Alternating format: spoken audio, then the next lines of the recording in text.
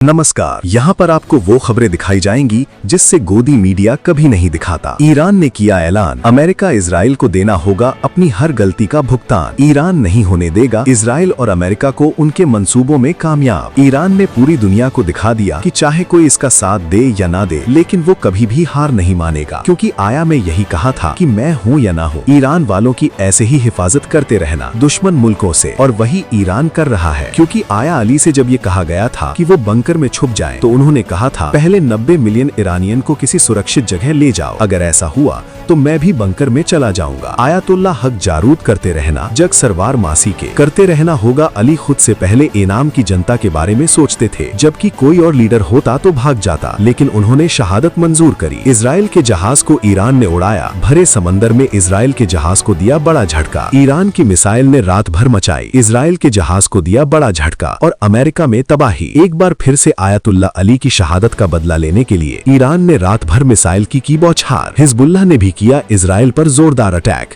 Benjamin Netanyahu Donald Trump अपना बोरिया बिस्तर समेट के भागने की शर्त में एक कमी करना से बार फिर से ईरान ने साबित कर दिया है कि वो किसी से भी कम नहीं है। अगर वो दो देश से भी लड़े तब भी वो जीतने की हालत में दिखता है। ईरान दो देशों से लड़ रहा है, लेकिन उसकी ताकत कहीं की कम होने का नाम नहीं ले रही, बल्कि और बढ़ती ही जा रही है। और दूसरी तरफ अमेरिका ने भारत से लौट रहे जहाज पर हमला कर दिया था। उसने इसके बाद उसमें 87 लोगों की मौत हो गई थी। ईरान ने कहा है कि दो तराई भारत था, म्यूट का ऐसा बदला लिया जाएगा कि अमेरिका जिंदगी भर उसको याद रखेगा। उधर दूसरी तरफ पाकिस्तान से तमाम अमेरिकी सेवा के लोग अपना बोरिया बिस्तर समेट के भाग गए, क्योंकि पाकिस्तान में लगातार उन पर बास्तर के भाग गए हमले हो रहा है और उनकी जान पर आफत आ गई थी। इसीलिए वो बेसिकी बारिक बारा पाकिस्तान को भी छोड़कर भाग निकले। साफ दिखाई दे रहा है कि ईरान की जो सांप है वो दूर दूर तक फैली हुई है। वीडियो में आगे बढ़ने से पहले हमें कमेंट बॉक्स में बताएं आप किस देश या शहर से हमारी खबर को देख रहे हैं। चीन खुलकर साथ में आ गया है। ईरान के चीन हैरान कर दिया है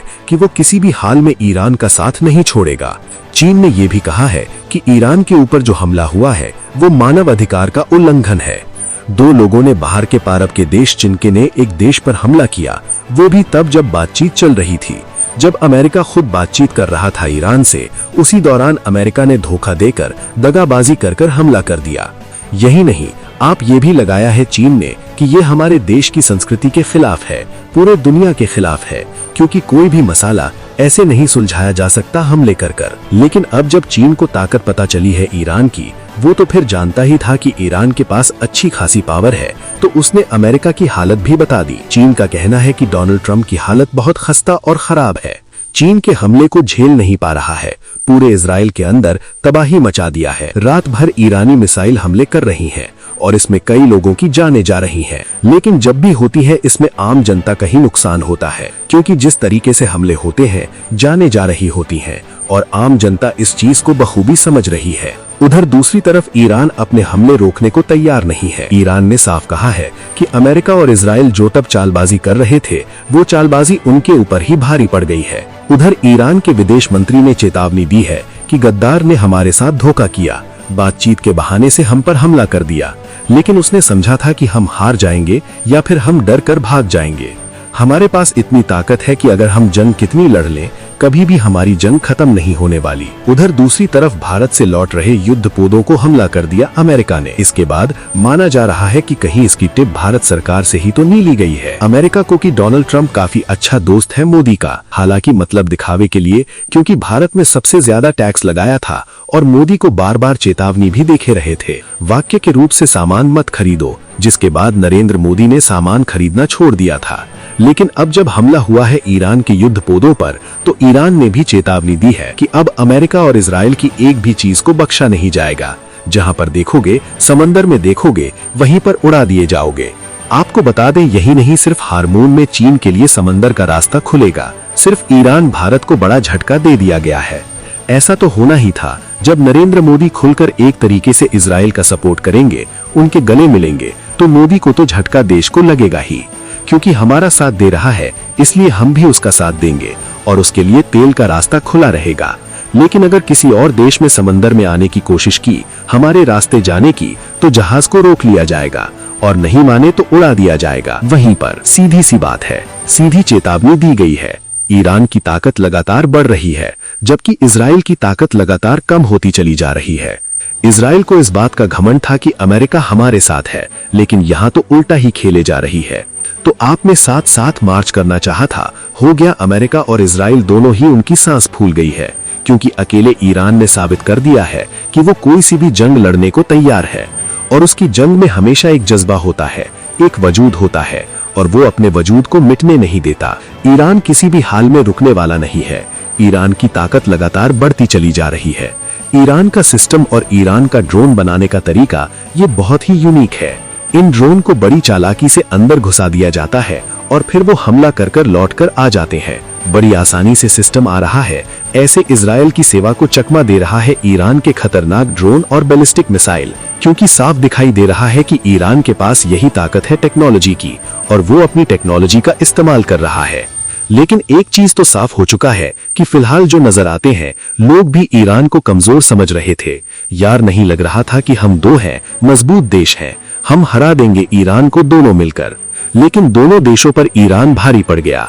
ये जंग इतनी लंबी खिंचेगी, डोनाल्ड ट्रंप को पता नहीं था। डोनाल्ड ट्रंप को लग रहा था 10 दिन की जंग होगी। ईरान की आयतुल्ला अली की मौत के बाद ईरान से सबका छीन ली जाएगी और आम जनता सड़कों पर जाएगी। लेकिन हो रहा कुछ उल्टा है। अमेरिका के हमले इस बात का सबूत है कि ईरान की जनता के ऊपर ही हमले किए जा रहा है। वहीं दूसरी तरफ ये भी साफ हो गया है कि फिलहाल देश में जितने भी दुश्मन हैं, उन लोगों को रास्ते लगा दिए गए हैं, कोई भी बचेगा नहीं। ईरान के साथ जितने भी दगाबाजी की या जो लोग आगे करने वाले दगाबाजी, उन लोगों को सीधा जहन्नुम में पहुंचाया जाएगा, क्योंकि जहन्नुम का रास्ता बहुत ज्यादा आसान है और दुश्मन के लिए या फिर खबर सोच कर रख ली है ईरान ने। ईरान का साफ कहना है कि वो अपने दुश्मन को किसी भी हाल में नहीं छोड़ेगा। जो लोग हमारे अंदर घुसने की कोशिश कर रहे हैं या फिर हमारी टेक्नोलॉजी को बर्बाद करने की कोशिश कर रहा है, उनको सबका दूसरा भी सिखाएंगे। जिन लोगों ने हमारे परमाणु ठिकानों को निशाना बनाया, हम उनकी हर एक चीज को बर्बाद करेंगे। हालांकि परमाणु ठिकाने को कोई नुकसान नहीं हुआ, लेकिन निशाना बनाया गया था अभी अमेरिका और इजराइल की तरफ से। जबकि इन सारे देशों के पास परमाणु शक्ति है, लेकिन ये ईरान को परमाणु नहीं बनने देना चाहता। जबकि इससे साफ दिखाई दे रही है कि ईरान किसी भी हाल में रुकने को तैयार नहीं है। वो अपनी परमाणु शक्ति को बनाना चाहता है ताकि उसके पास भी परमाणु शक्ति हो। तो भी ये तो साफ हो चुका है कि ईरान की बढ़ती ताकत अमेरिका की समझ में नहीं आई थी। अब जब बेंजामिन नेतन्याहू और डोनाल्ड ट्रंप को पता चल चुका है, तो बहुत देर हो गई है, क्योंकि अब सब कुछ हाथ से निकल चुका है। ईरान की ताकत देखने के बाद हर कोई हैरान है।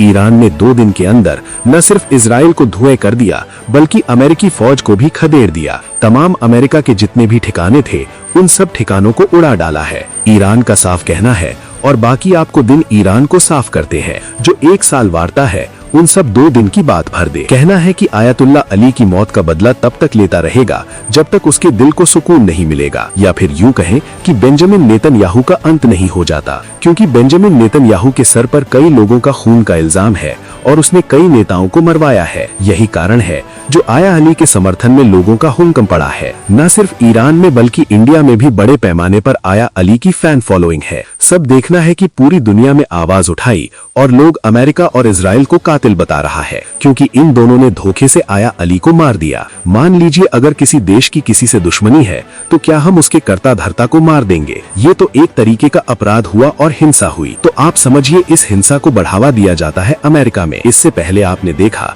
कि वो मधारू जो था उसको उठाकर ले आए, जबकि उसे इनका पंगा सिर्फ इसलिए था कि वो इनको तेल नहीं देता था, जबकि ये उसको धमकाते हैं। ये साम देश के पहली का साथ किया, 80% तेल हमें तो भले 20% कहीं पर भी भेजो तुम, लेकिन उसने ऐसा करने से मना कर दिया था, इसीलिए उसको उठा कर ले आए। इससे साफ दिखाई देता है कि जो लोग भी अमेरिका के खिलाफ हैं, अमेरिका के बड़े की उनको या तो मारने की कोशिश करता है या फिर उठा कर ले आता है। ऐसा दूसरी तरफ ईरान से पंगा लेना अमेरिका की सबसे बड़ी गलती बन गया, क्योंकि ईरान जानता नहीं था कि वो किस तरीके से हमले करेगा।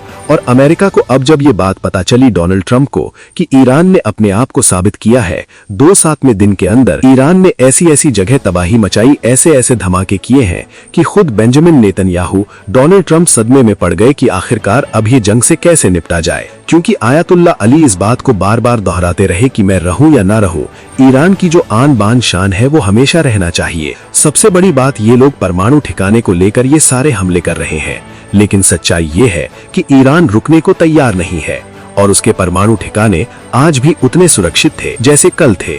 मतलब साफ हो चुका है कि ईरान अपने परमाणु ठिकानों पर कोई भी खतरा आने नहीं दे रहा है। ईरान अभी भी अपने परमाणु ठिकानों की सुरक्षा कर रहा है। ईरान ने ऐलान कर दिया है कि जिस वजह से हमला किया है वो वजह कभी पूरी नहीं हो पाएगी इजराइल की। यही नहीं, अंदर की खबर तो ये है कि ये जो परमाणु है ये तो सिर्फ एक बहाना है। दरअसल डोना देशों को डराने की कोशिश करता है, लेकिन कोई भी डरने को तैयार नहीं है और ना ही ईरान से लड़ने का जज्बा है इजराइल के अंदर।